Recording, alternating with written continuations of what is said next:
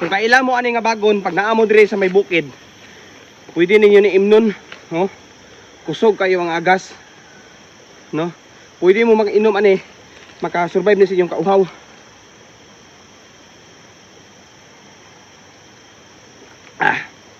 Yang lasa tubig lagi hapon, no? Unya pag wala na ni agas, putlo na ninyo dire sa tumoy gamay. Di ba wala man toy agas yun, no? Putlo ninyo rin tumoy.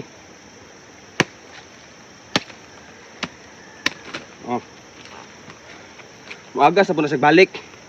Anak ra na siya pag wala na pod, putlo na po ni anam-anam. Ha, tungod doon ha. Ganiha po ininom ani ba? Oh. Nakusok yung agas, no? Hinay naman, hinay na po siya, putol na po ta.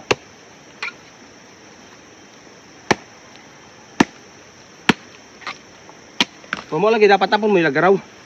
Kaya kung wala mo ilagaraw, sigurado dili po mo makaputol ani.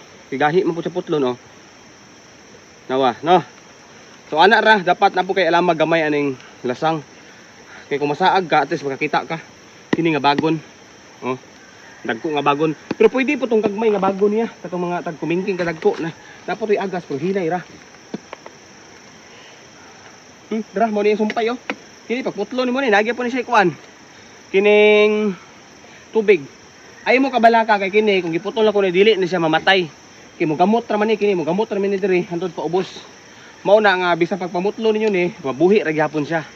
So kana lang, daghang salamat sa inyong pagtan-aw mga idol. Tara kakuha mo gamay nga kuan nga kining aral sa ko Tagalog lang kay nakalimutan ko sa Bisaya sa aral. Sa aral gani kining kuan.